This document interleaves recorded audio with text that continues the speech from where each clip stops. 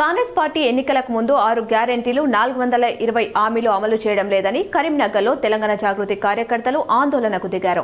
జాగృతి ఆధ్వర్యంలో కలెక్టరేట్ ముందు ధర్నా చేశారు. కలెక్టరేట్ ముందు బటాయించి ప్రభుత్వానికి వ్యతిరేకంగా నినాదాలు చేశారు.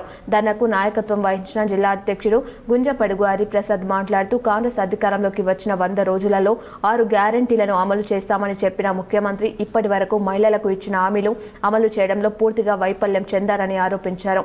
కనీసం ఈ బడ్జెట్లోనైనా మనకు సంబంధించిన హామీల అమలు కోసం ప్రభుత్వం ఏమైనా చర్యలు తీసుకుంటుందో అని మహిళలు ఎంత ఆశగా ఎదురు చూస్తున్నారని తెలిపారు.